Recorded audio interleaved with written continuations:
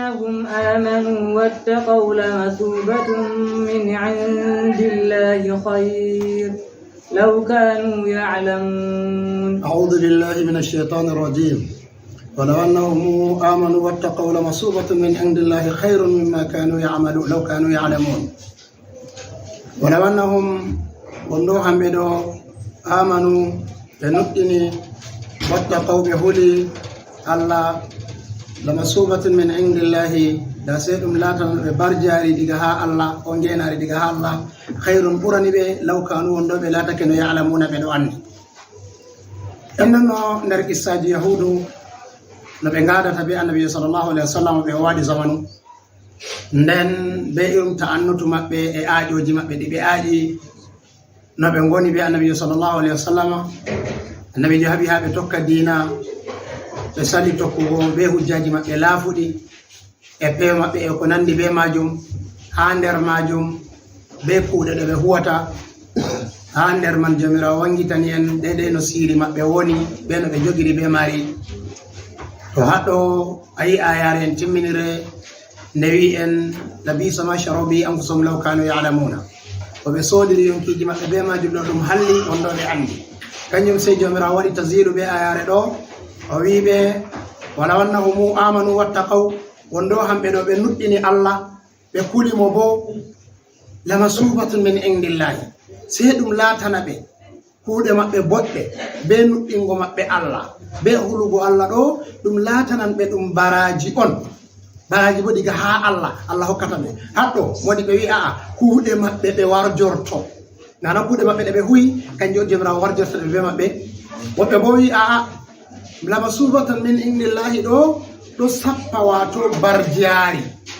barjari di jomirawo hokkata diga hama be naway kuude mabbe ba jomirawo nokkan der ndesari mudum aynanta hinne mudum hokkabe kanjum rafi min indillahi diga ji Allah khairun qurani do be law kanu ya'lamuna wondo be lataka be do andi mana wondo be andi no be do mari hakkilo go andugo hefta tamyizi da hulugo Allah nuddina Allah huwa kugal bodgal qurani no be ngam dum hokkam be baraji ha Allah nam.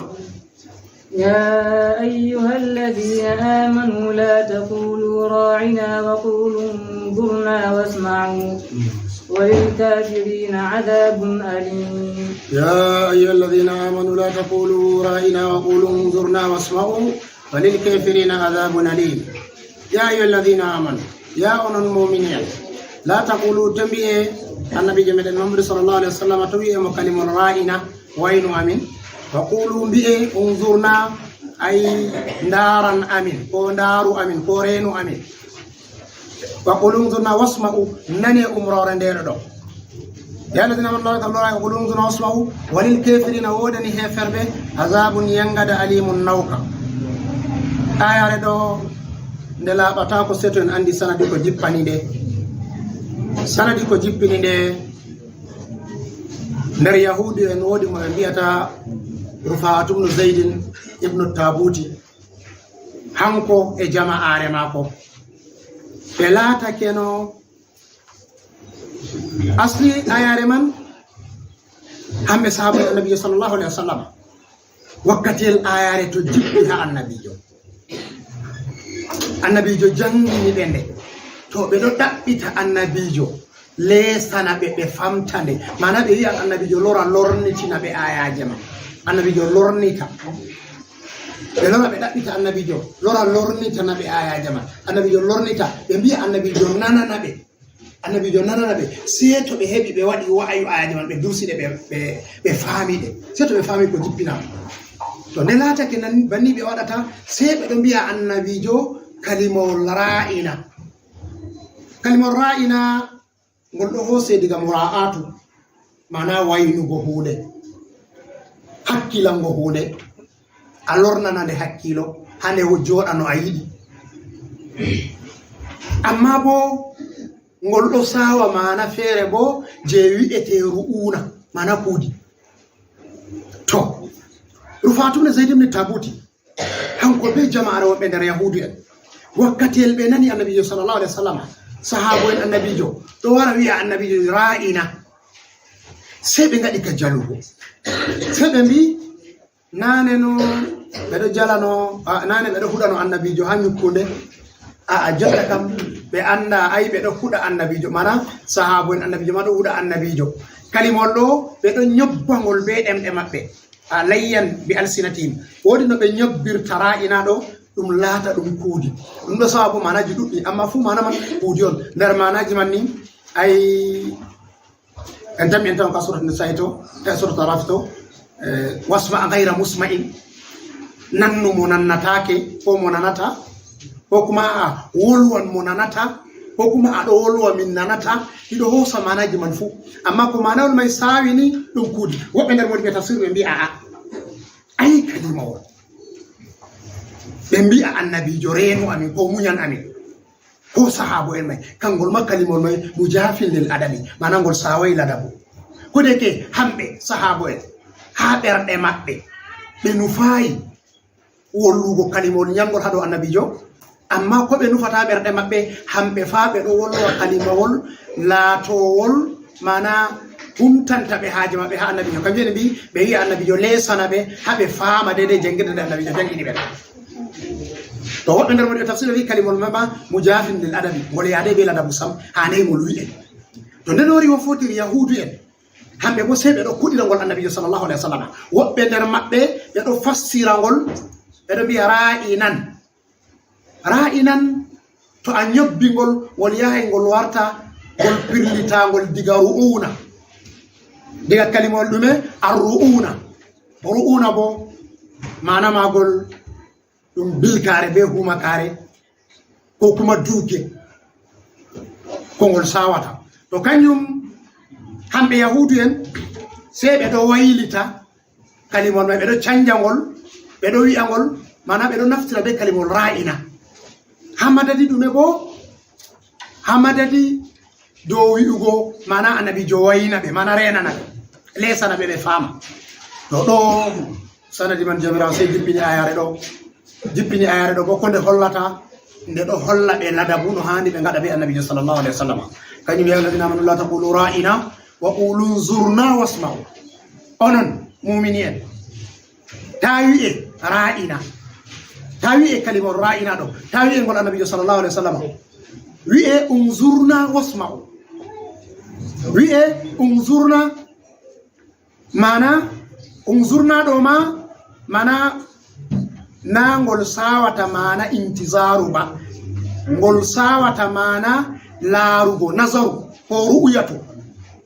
ngol sawata mana an nazaru aw ru'yati to kanjum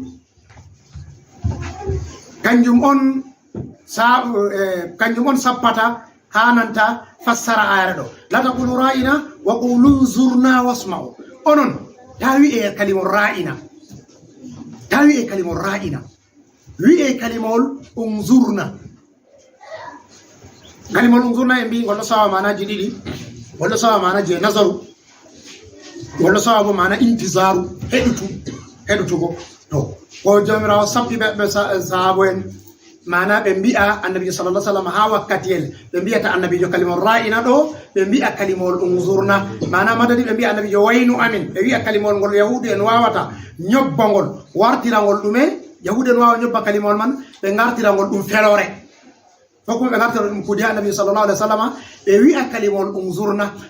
unzurna ngol humtanan be haaje mabbe ngol sawan mana ko kalimor ra'ina sawi nden bo ngol latata ko ngol felore to nden kam wi unzurna ma mado sendi tadidi yebre arandere to sawi mana ndaru ami to kangol ma mujafil lil adabi ngol luti ladabu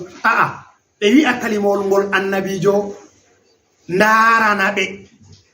dede ayaji annabijo jangani be do hambe bo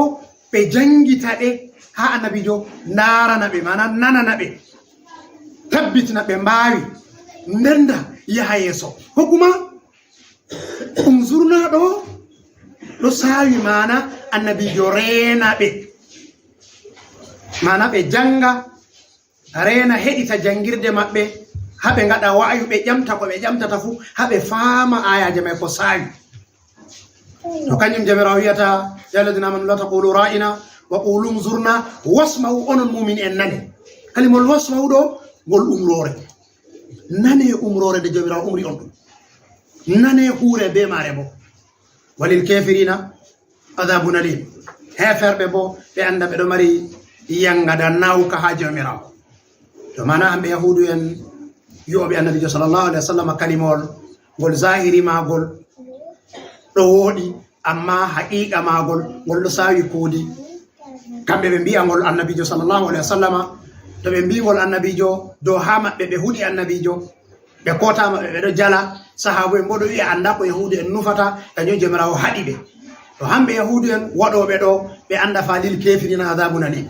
heferɓe fa ɗo mari yangada nawka gam kalimol ɗo kalimol kufru on wala gat qalu kalimatul kufri wa kafaru bada islamihim wa kafaru bada imanihim kalimol man ɗo ngol ɗo sawi kufru koda ɓe nuɗɗini noon ɓe mbi kalimol ɗo dow anniya huɗugo annabijo sallllahu alih wa sallam nuɗɗingo maɓɓe wonni mana ɓe hufrake kañum jomirawo wiyata heferɓe yangada nawka ɗo wodani ɓe nam ما يود الذين كفروا من أهل الكتاب ولا المشركين أن ينزل عليكم من خير من ربكم والله يختص برحمته من يشاء والله ذو الفضل العظيم ما يود الذين كفروا من أهل الكتاب ولا المشركين أن ينزل عليكم من خير من ربكم والله يختص برحمته من يشاء والله ذو الفضل العظيم ما يود الذين كفروا الذين بين كفروا هفريبه من أهل الكتاب يم دفتر هم بنت يهود بنصارى ما يود بنغلاي بيلاتاكو ولا المشركين نون هيفر بهوتني بالله أن ينزل عليكم ندم جبنا هدو مودون من خير إب خير فومودم من ربكم دجها جوميون والله جوميراو يختص ودو هيرورا بفضله امودere mako man yashau mu'muhi wallahu jomirawo dhul fadli o jam daraja ko o jam moƴƴere al azim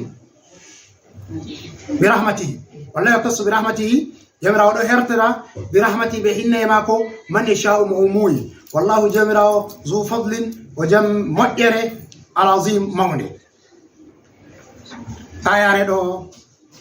ne wari neɗo suddita asiri maɓɓe hamɓe heferɓe haɗɗo na heferɓe yahudu en tanba hatta nasara fu ngam dalila jomirawo wi min alil kitabi yahudu be nasara fu nasti haɗɗo nden na yahudu be nasara tanba hatta ma walal mushrikina kañum jomirawo wiyata ma yawaddu allazina kafaru min alil kitabi allazina ɓen kafaru hufriɓe min alil kitabi iggoyimɓe deftere kamɓe on te yahudu hamɓe ɓeɗo mari deftere tawreta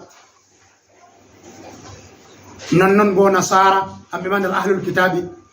ɓeɗo mari deftere linjila en wi bo ɓe fuu maɓɓe ɓeɗo gondi be annabijo sallllahu alih w sallam jaziratul arab bana yahudu en hamɓe ɓeɗo taari wuro madina man ma pattule maɓɓe ɗon bani kaynukaa banu nadiri bani qouraisata nden gure maɓɓe ɗon dayɗe seɗɗa be madina man ma fu ɗum waɗɗaki sosai yerum fadaka ɓe nanta gure maɓɓe kaybara e patmaje ɓeɗo wondi ɓe annabijo sallllahu alih wa sallam hamɓe yahudu en ɓe pat maɓɓe ɓe andi haala annabijo wari ha defte maɓɓe nonnoon nasara en bo wonɓe ha najrana wuro wiyetego najrana nane ha nder leddi yaman ɗum woni amma jotta ɗum muhafasa on ha nder leddi saudiya to nasara en ɗon totton hamɓe bo ahlul kitabi kamɓe ma ɓe nasti ha ayare ɗo nonnoon almushrikuna heferɓe bo ɓe en ayi hamɓe annabijo sallllahu alih wa sallama wakkati en jomirawo neli ha dow maako ayi ɓe mbi walaw la unzila hadha alqur'anu ala rajulin min alqaryataini azim ayi woodi nder yimɓe araɓɓe man marɓe irum hikima ayi ɓe yawi qur'anu jippi ha dow annabijo ɗo woɓɓe mbi'a ɓe yelan ko waɗi qur'anu man jippay dow waɗi jumnudo hirati woɓɓe bo mbi'a nder yimɓe ɗayi fa woodi mo ɓeɗo tammani no annabaku ngam dedei kujeji feere ɗi feƴƴi be annabijo sallallahu alih w sallam fu feƴƴino be mako hatta seekeku ɓernde hanko fu ɓernde mako seekama nden ka wari ha ibnu kasir bidaya wa nihaya waddi ka ɓe wallinimo jibril be mikaili ba seeki ɓernde annabijo wari seeki ɓernde mako nde seeki ɓernde mako wurtini tayre man nden wayli ko welata ñooti nde sey Jibrila ƴamata Mika'ila hal wa'a o dursina o famina. Mika'ila jaabi naam wa'a. Nden o wi hal zaka non noyi o seni bona ɓernde makko nde senake nde hosan cani Allah na? O wi aba nde sali. To hamɓe ɓeɗo sigino oɗo ɗo o latanno o annabojo, to kañum to nder yimɓe ɗa ifama kanko sappete, to nder yimɓe Makka bo Walid ibn al-Mughirati sappete. Kañum ɓe mbiyata walawla unzila hadha al-qur'anu ala rajulin min al-qaryatayn azim. Oyi noyi qur'anu jippirda ɗo annabijo? Ko waɗi qur'anu jippugo ha dow worɓe ɗiɗi ha gure ɗo, ko hawro mo wuro Ɗaifa ko mo Makka. Tawi haɗɗo hamɓe ma ɓe ngaɗi hajju moƴƴere Allah kañum annabako Allah. To haɗɗo yahudu en ngi ɓeɗo sawino ha sadaku diga ayare arande ne wolwino ɓe mbi lan numina illa ma unzila ilayna wa yakfuruna bima warahu wal haqqu musaddiqun lima ma'ahu qul falima taqtuluna anbiya Allahi.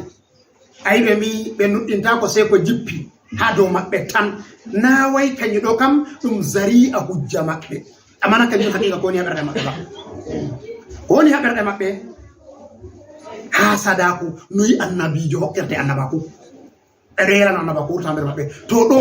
ko wari ha yahudu en pastirno kañalɗe cali ɗe non hamɓe nasara fu irum man ɗo sawi ha nder maɓɓe. Hamɓe nasara en najrano nder maɓɓe sayyidu woni be aqibu. Ayi hamɓe on warino annabijo sallallahu alaihi wasallam, ɓe ngari ɓe mbi ɓe ngaɗa mubahala, ɓe ngari ɓe kujjidiri be annabijo tampini ɓe. Nden ɓe mbiyata ayi dina annabijo na gonga ba.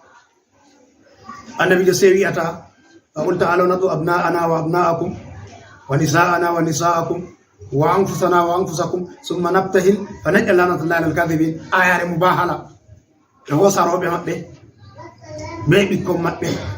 be ko'e maɓɓe, ɓe ngara ɓe kawta ɓe ngaɗa ibtihalu a jomirawo, ɓe ngaɗa mubahala, ɓe mbi'a laanore Allah fu jippa dow kefero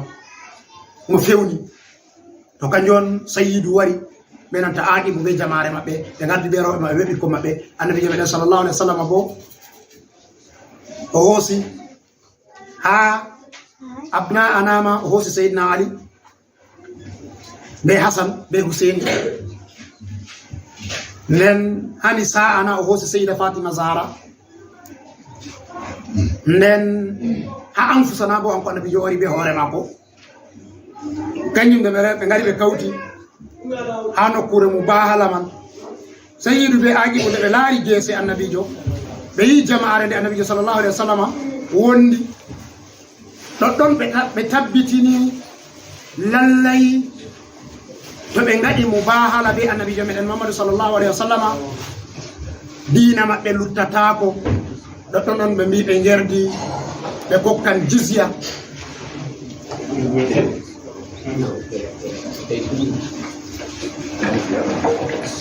Ɓe ngerdi ɓe mbi ɓe kokkan jizya ka ɓe kokkata ɗo ngam ɓe luttita be diina maɓɓe. To haɗɗo annabijo sallallahu alaihi wasallam wi wonnoɓe yerdi no ɓe ngaɗi no mubahala ɗo be muɗum da diina nasara luttatano ha ɗo ɓeɗo leddi. To kanjum on waɗi nasara en bo ɓe nasti ha ayare ɗo. To ayi kanjum min ahlil kitabi hoosi yahudu be nasara. Mushrikina bo walal mushrikina kamɓe ɗo bo ɓe hoosi ɓe en bolli haala muɗum. Ayi ɓe wina annaba ko jippi ha annabijo meɗen sallallahu alaihi wasallam jippay ha dow Walid ibn al-Mughirati ko kuma jippayno ha Asum ibn Wa'il. To haɗɗo se ɓe mbiyata ɗoɗɗon on jamirawo wiyata ma yawaddu alladhina kafaru min ahlil kitabi, hamɓe hufruɓe nder yimɓe defte yahudu be nasara walal mushrikina no noon hawtaniɓe Allah ɓe layno an yunazzala alaykum min rahmatin, an yunazzala alaykum min khairin min rabbikum, dow khairu jippa ha dow moɗon. An yunazzala alaykum min jamirawo wadde tatibu. Yahudu be nasara be mushriki quraishin ɓe pat ɓe foti ha aya ɗo. ɗume on waddi kalimol min? Jamirawo ɗo holla tatibu, ɓe yelata ko khairu ko seɗɗa, la kalilin wala kasir, na seɗɗa na mawɗum fu dow jippa dow annabijo meɗen Muhammadu sallallahu alaihi wasallam, non bo ummatore annabijo. To sey jamirawo wiyata wallahu yahtassu bi rahmatihi man yasha. Jawmirawo oɗo herta hinneye maako ko moƴƴe maako ko annabaku maako mo o muuyi nder jeyaɓe maako to modiɓe se hoosi kiita ayare ɗo wi'ugo jawmirawo wallahi yahtasu bi rahmatihi man yasha'u to holli en rahmat hoɗɗo ɗum annabaku on holli annabaku faggitatako kala kuuɗe khayru pat kala martabaji pat yarama faggitan ɗum kañum watta ɓe wi'ata on goɗɗo feere o bonnitiɗo mana o wala huwa kuuɗe boɗɗe jomirawo se waynitamo nder wakkatiyel gotel o waɗa ko huugo kuuɗe boɗɗe ha o warta jeyaɗo Allah mawɗo amma annabaku kañum ɗum nufa e Allah on sey mo jomirawo nufi tan kañum jomirawo wi wallahu yahtassu bi rahmatihi man yasha'u oɗo herta be annabaku mako mo o muuyi fu wallahu dhul fadlil azim jomirawo oɗo mari moƴƴe ɗuɗɗe ha jeyaɓe mako to fadlu en fassirino ɗum ñande ko woni fadlu ha jomirawo kala ko ɓeddido yangaɗa fu yangaɗa ha jomirawo ɗum adilaku on ko saali yangaɗa bo ɗum moƴƴere on kañum jamu jawharatu tahidi yimani en fa in yusibna fa bimabil fadli wa in yu'azzib fa bimahbil adli jomirawo to o warji en o hokki en moƴƴe muɗum ɗum laɗɗum nder moƴƴe ma ko ɗum woni na wawi wajibi ɗo ma ko waɗama to o yengiti bo laɗɗum nder adilaku ma ko on woni naam manan sa ما ننسخ من آية أو ننسها نأتي بخير منها أو مثلها ألم تعلم أن الله على كل شيء قدير ما ننسخ من آية أو ننسها نأتي بخير منها أو مثلها ألم تعلم أن الله على كل شيء قدير ما ننسخ ولكم من صفت انت من آية إبقى آية أو ننسيها كو من ثبتناك إلا كوينا نأتي من غدا بخير بكو قري منها إبقو إماكا أو مثلها كوير ماكا ألم تعلم عندنا أن الله عنده جومراو قدير أتم بوريجو على كل شيء دو كله دفو تو آية ريدو غير ما عنده حسن درسير مسمى نم آية من ودي كيتا ناسكو بيمان سوكو amma en puɗɗande to en heɓi en timmini nde hannde nder wakkati woɗi to en timminayi bo hatta ko jambo en timmitina nde to naɗema ɗume on sanadi ko jippini nde tawon ko jippini ayare man nder ko jippini ayare man hamɓe yahudu en ɓe wi annabijo sallllahu alayhi wa sallam na annabijo wi dina muɗum goo dina yahudu ka gongana ay musaddiqan lima ma'ahum ay deftere qur'anu nde wari musaddiqan lima ma'ahum deftere qur'an nde wari nde ɗo gonɗina bo ko ɓe gondi hamɓe yahudu en ɗume on ɓe gondi kanjum deftere tawreta sei ɓe mbi'ata to ndeni deftere tawreta nde gonga annabijo wi nde gonga e no waɗi annabijo wi'ata qur'anu sottini kiita tawreta to haɗɗo ayi ɗamol ngol ɓe ngaɗi ɓe bolli haaje maɓɓe annabijo acca ɓe dodduna maɓɓe ko kuma dow ka ɓe bollino nane hamɓe ɓe nuɗɗina dow deftere maɓɓe Allah annabijo acca ɓe be deftere maɓɓe tunda annabijo wi deftere maɓɓe gonga to hamɓe yahuden ɓe mbi annabijo banni woɓɓe bo nder maɓɓe ɓe tawi ɓe wi annabijo ɓe wi ay dina annabijo ɗo hanko annabijo on titataka a laaray hande o umra ɓe hunde nden jango bo o loro o sottina kiita man na to haɗɗo so jomirawo jippini ayare ma nansakh min ayatin aw nunsiha nati bi khairin minha aw misliha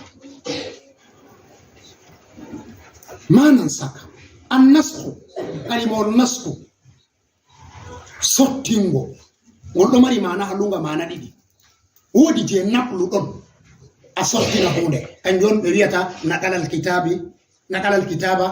ila kitabin akhara a hosa deftere ɗo a sottina nde a wartira nde ɗo ko kuma a hosa bindi woni ha deftere ɗo a winda a wartira haɗo ayi naqlu on nden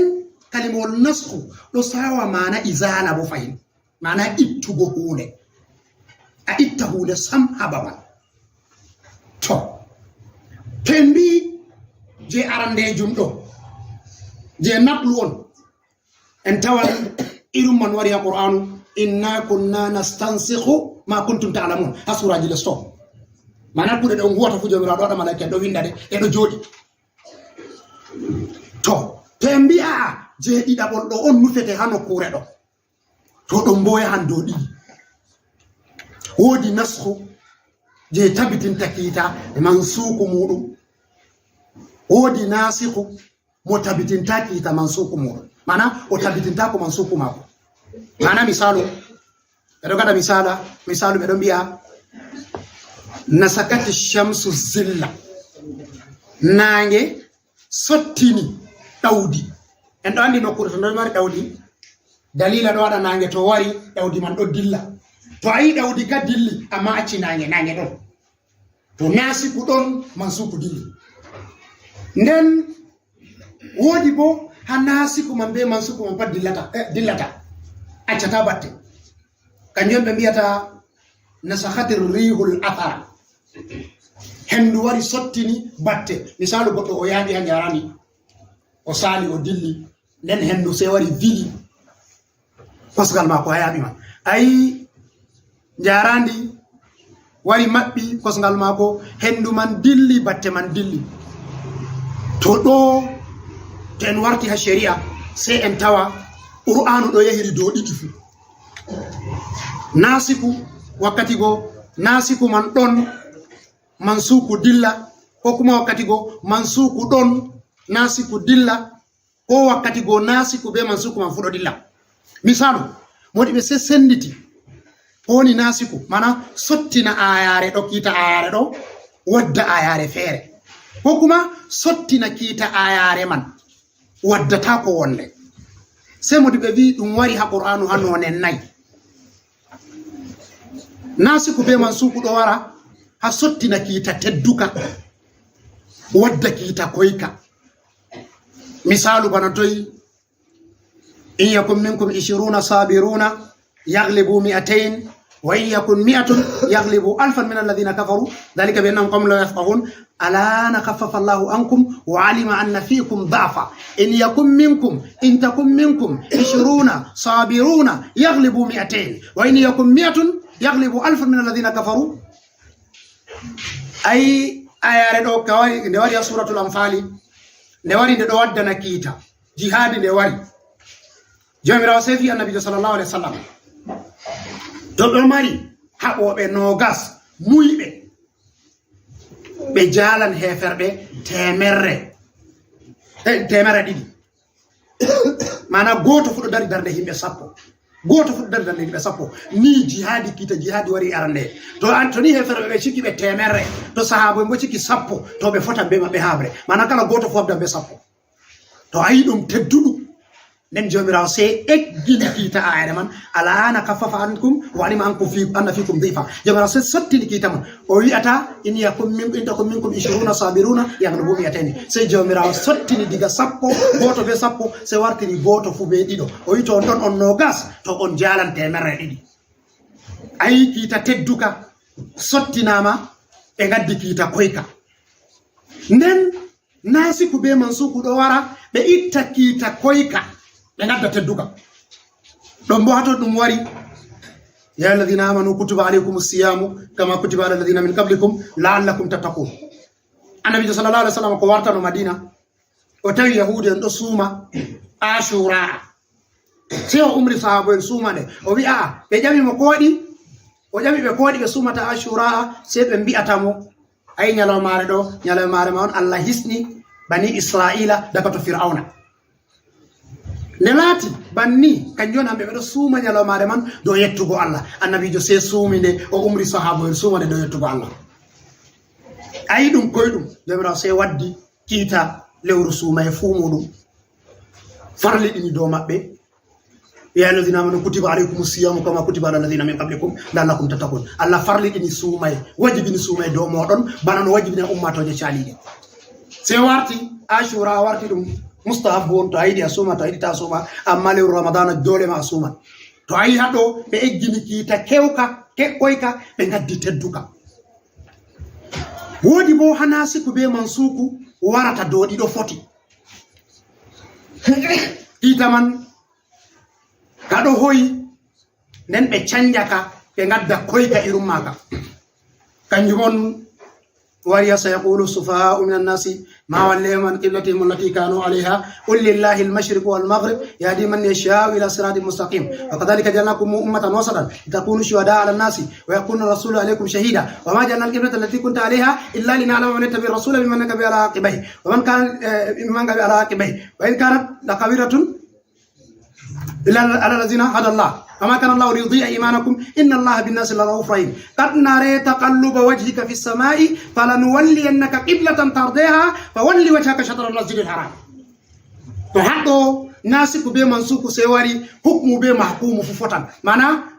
سوتنا بي كو ودا ففتن قال النبي صلى الله عليه وسلم نبي وارتي مدينة جمرا عمري بي دو هوشتا بيت المقدس بجولا ngam totton qibla annabo en fu woni e warti madina sebe ngada ka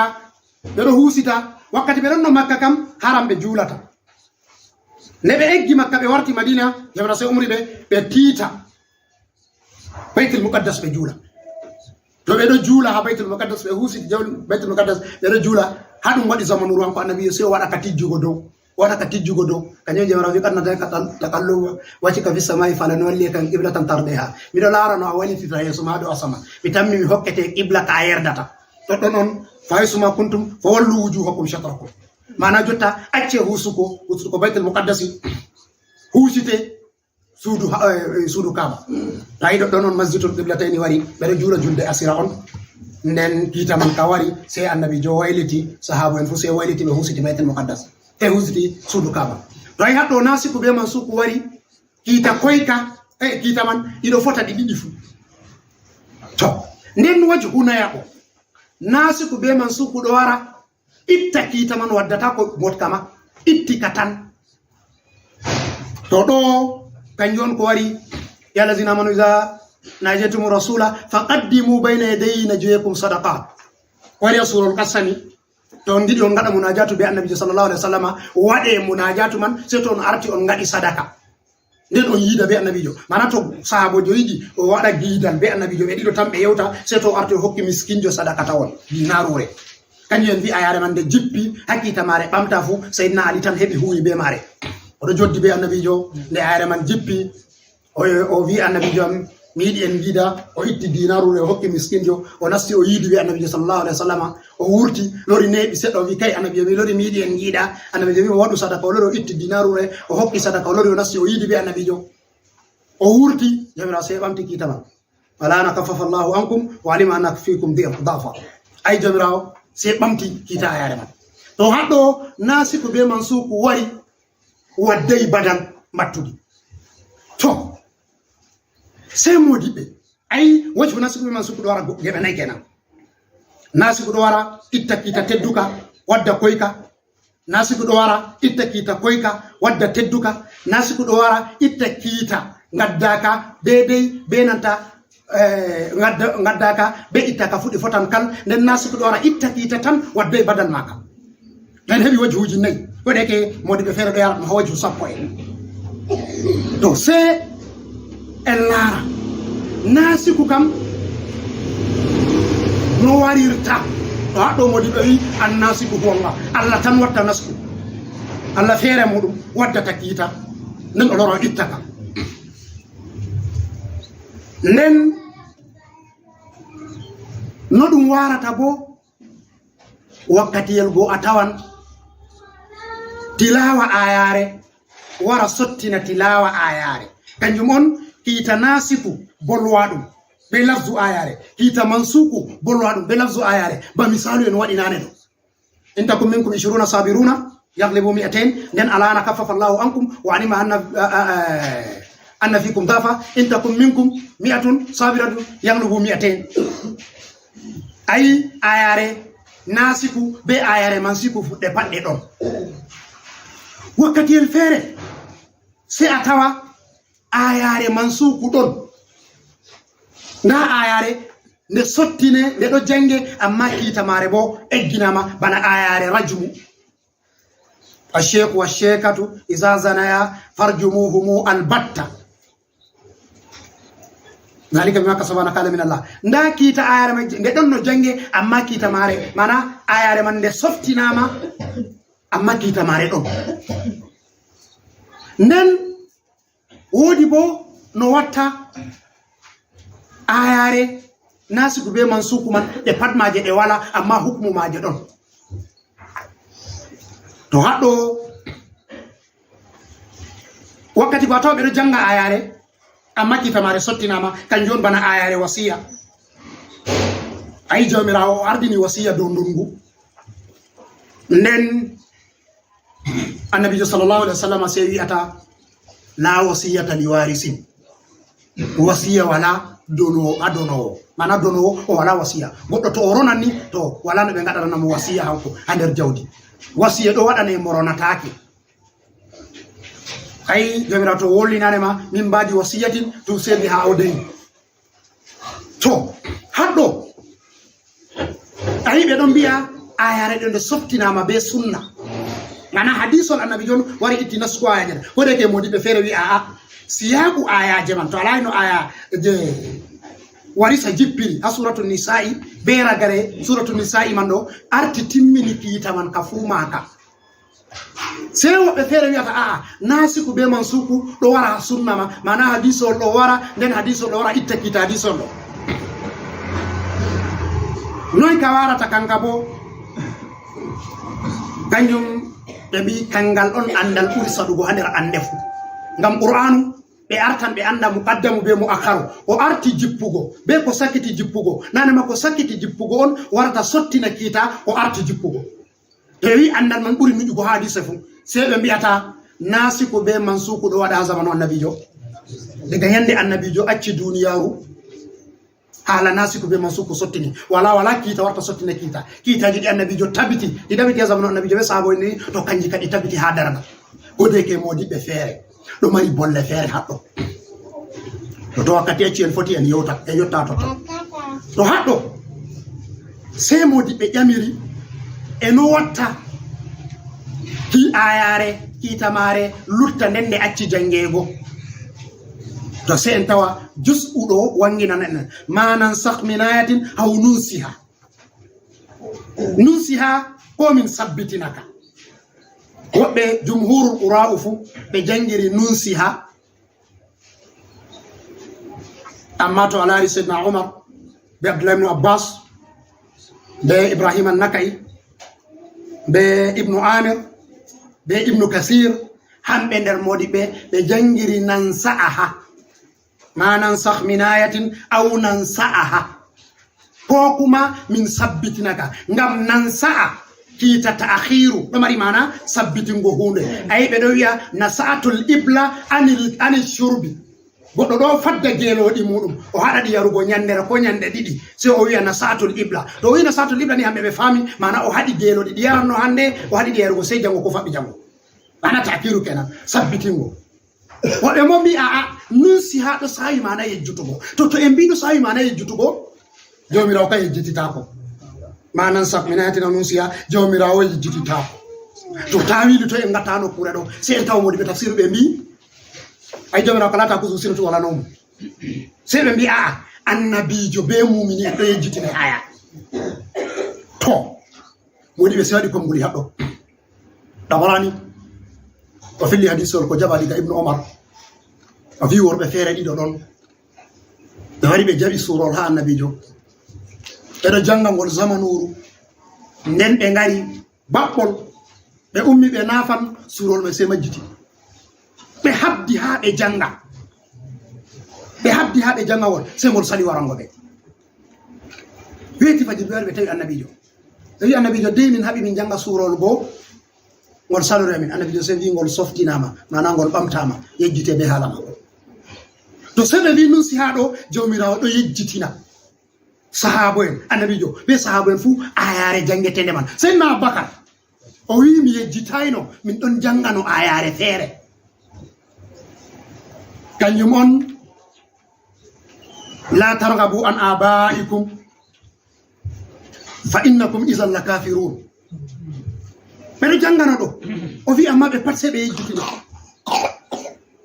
ɓe wi no ɓe heftirta ayare sottinande weta fajir se on tawa on pannon on wawata ayare man haɗɗo muslim filli hadisol ko jaɓa diga ana sumnu malikin o wi wodi surol feere ɗon ngol mangol ha qur'anu ngol fotan be bara min ɗon no janga ngol amma weeti fajiri ñande man min paɗɗa min wawata jangugo ngol nda min waɗi min tawi annabijo sallallahu alaihi wasallam min ƴeymo se o wi ɓe ɓamti suurawol man to a senasi ko be man suku no waranno to en wi nun siha ita nun siha on en koosi to se en tawa ɓeɗo yejjitanengol on to haɗɗo se woɓɓe feere wi annabijo yejjitata ko ay annabijo wala no yejjitira to modi ɓe se waɗi tawili ɓe mbi ayare to nde jippi ha dow annabijo wala no yejjitira nde ha o yottina nde ha himɓe amma ɓawo o yottini nde ha himɓe foti o yejjita nde dalila ɓe meɗi ɓeɗo juula julde wanjintende kanjum on ko mangade ba ko échai ko subaha annabijo sallallahu alaihi wasallam ɗo janga nder qur'anu surol feere se o diwi ayare wonde feere mana ayare feere se o alorimo se o timmitini julde nde o silmini se o wi afil qawmu ubayyun wodi ubayyum no kaab oɗon ha nder yimɓe na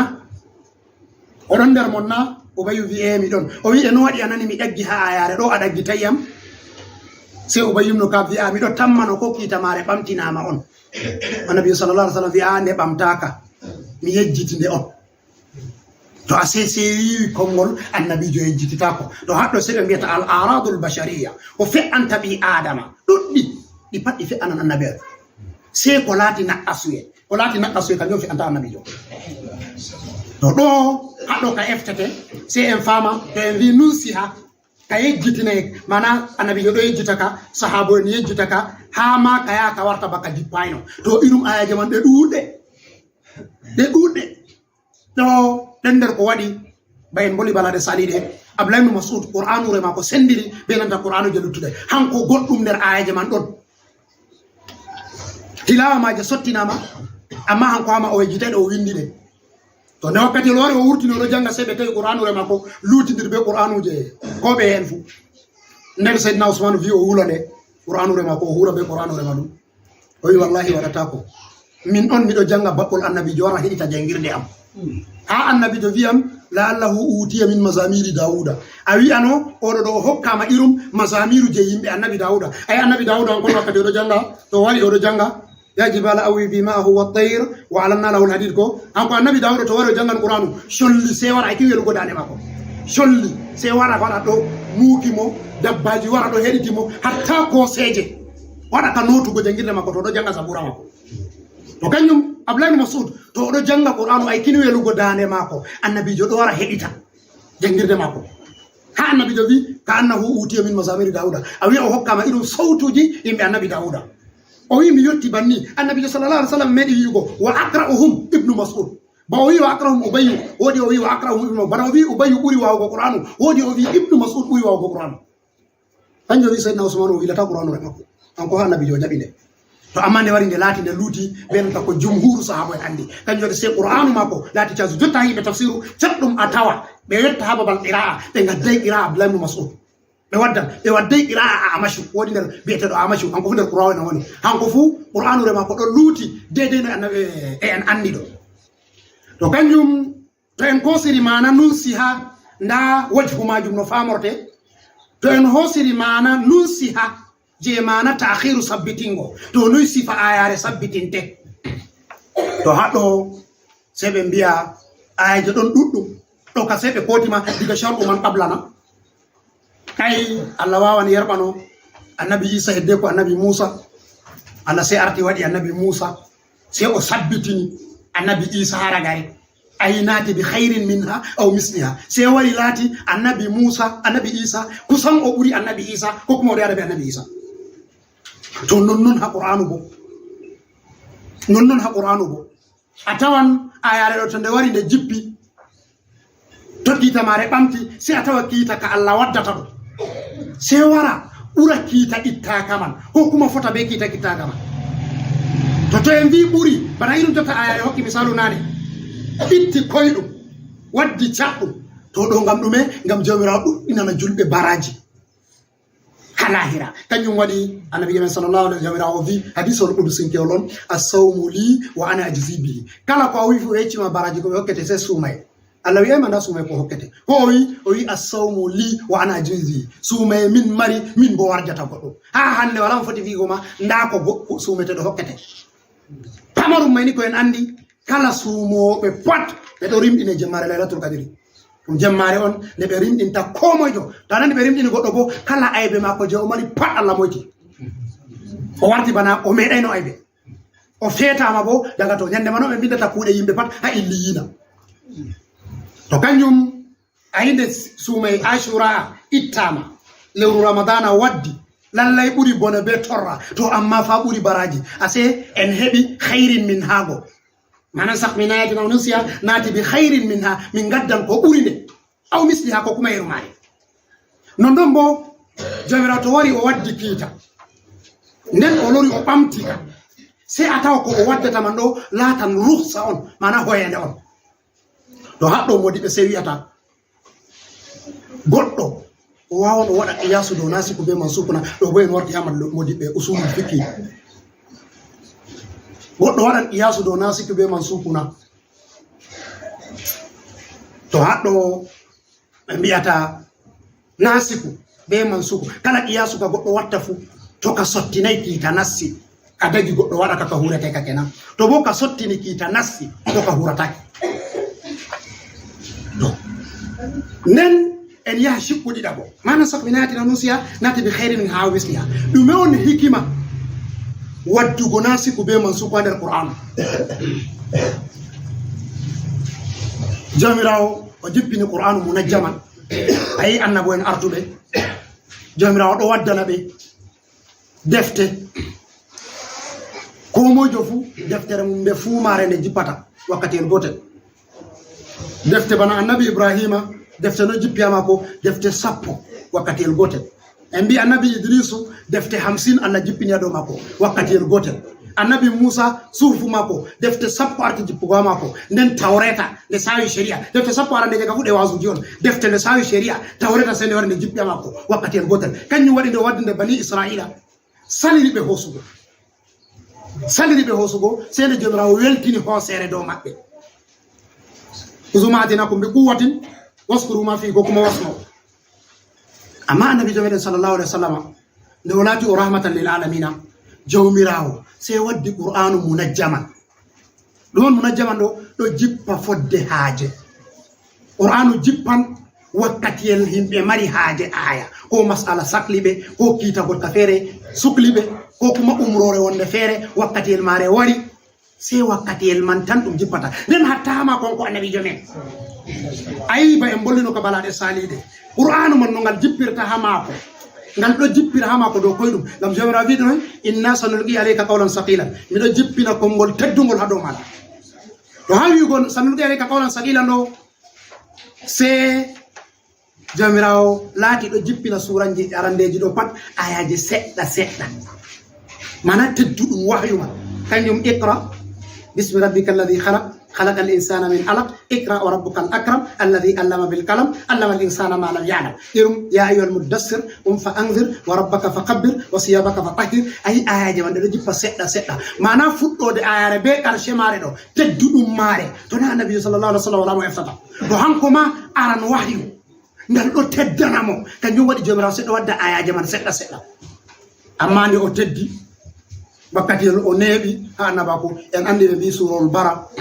ngol fuma gon ngol jippiyama do mako an ko annabijo odo do ngelo mako ko suwau odo warta ko tabuka ngol fuma go nen en do lara irum jotta ayatu deni ayare nyamande ayare wore hela zina mun zata dayantu biden ayare wore dum sumu non guda teddugo mare to don asurul bakara daga surul bakara ko jippi don der ko sakiti jippa annabi jawene sallallahu alaihi wasallam to qur'anu sedo jippa fodde haaje diga ha annabi jawon do jippira sedda kiitaji man sedi do wara sedda selati wakkati yel kiita gonga fere to kawari amma ka sadani sahaba ko ka sadana ummatore annabi sallallahu alaihi wasallam jomirawo selara kiita ka ya buri hoygo se canja kiita ka do man wadda kiita koyka hababuji goddi fere to jomirawo lori laari o ewani fablu fere mawdum o yi fablu mawdum o yelani ummatore annabi jo heba fablu do don bo se o itta kiita koyka o wadda hunde sanne nden non nder kujeji koydi dagidi ma dalila do wara o danna hunde to dalila man sotti o loro o bamtande hanasi go be man suku ayi non kita nyamugo wamne be nanta puccu ayi be do dilla ko no Tabuka be ngari be nyami gasol arande on be yotti gasol didabo yahudi on se mofti nyamduji mabbe pat be wuli hanko bo annabi jon jobari de be mari timmi be jodi nyalde be nyamay be sabon fu ko yare wala don jomira se dannani be nyama bamde to non nyamugo bamde dagi be wurtay kono mambonde be yebe nyami gasol fere nder gasi Tabuka be hebi ndalagu be do waddini payande mabbe be kirsi bamde mabbe be nyama be do waddini payande mabbe nde ko nyame wari wakkati el man do annabi jo wari efti vi sabo do wari be vibe annabi jo vibe rufa payande do pat wamde harminama to ay nasiku be mansuku wari ngam ruska non mutabo tegal mutta fu jomira wadani be je wakkati el haaje kanjon hakonu Tabuka man bawdo don bokita man bamtinama non bo hakonu Hunaynu be Daifa don maru mutta wari je nyalbe sedda jomira lori bamti kita man to selati nasiku be mansuku do wara hado annabi jobe sallallahu alaihi wasallam be ummatore mako do hoynaneki to haaje wari jomira se jippina kita man to haaje man laru man sali ko ella man ka sali jomira se lorna kita man kokuma wadda kita ngor ka fere ko burika to haddo kanyu manan sakminati nusiha nati bi khairin minha aw misliha en timitina fassara ayra man cikku tata um se jango ngam wakkati men sedda lutti alam ta'lam anna Allah ala kulli shay'in qadir alam ta'lam andana anna Allah andu jomirawo qadir o timmo bodo jara kulli shay'in to haddo bo be mbi ay doni kita kado wara nen be lora be ittaka to handai mawdo wada hala didi bare andi hala ada meden do noy on jomirawo bo wadda kita hande nen jongo bo loro itta kita man to se jomirawo wi alam ta'lam anna Allah ala kulli shay'in qadir modi be wi fassara haddo jaizu ha jomirawo na kan jon jaizu hadde takle mako ba haddo mutazili ko en majjini mutazili ko en ero tindina jomirawo be sifaji bi adama kanyen dino qaida mabbe nder atlu woni hambe babe yirta adilaku haɓi be adama ɓeɗo sugi non adilaku woni ha jomirawo sifaji ɗi takle on ɓe wari ɓe hoosi ɓe hokki jomirawo to ayi kanjum be hoore majum ma ɗum shirka on a nandidina Allah be takle muɗum to kanjum jaizi ha Allah na kanjum jaizi e jaaɓe makko ba Allah ha mako o marɗo bawɗe ko ɗume hanko on umrata hanko on haɗata to oɗo mari bawɗe o wadda nasiku be mansuku fu o wadda kita haala hande jango bo lora ittaka ɗum memata ko laamin ka kuma ko Allah ɗum ustata ko ɗume ha mako na bana an to a wolwi hande jango bo lora wolwi feere faɓi jango bo a wolwi feere sey warta ɗume a warti a daifu mana a tabitita ko ɗo yaki en gotel to kanjum on mi iyaru etergal ɗum eterta ɓiɓɓe adama na kangal ɗum eterta jomirawo kam to kanjum fassara alam ta'lam anna Allah ala kulli shay'in qadir fassirta nden jomirawo lori alam ta'lam anna Allah lahu mulku samawati wal ard to ɗo kabo ɗum gotka on en rammiɗi non haɗɗo ni e laarugo ta wakkati en man sala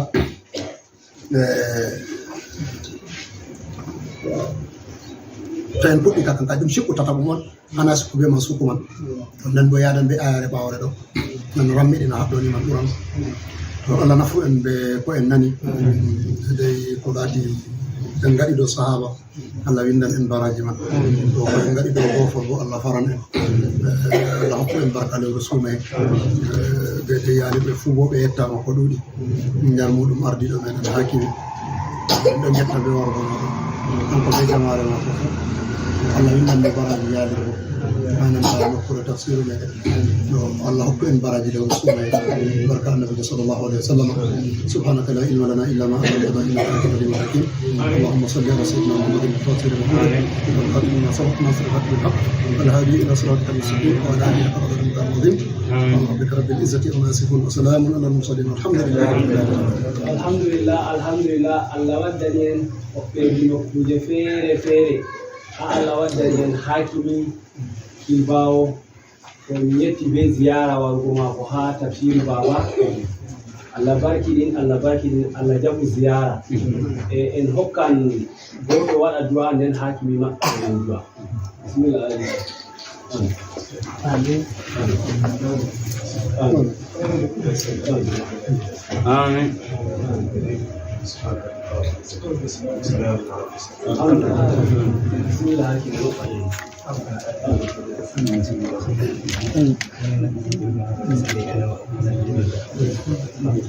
اللهم صل على سيدنا محمد الفاتح وعلى آله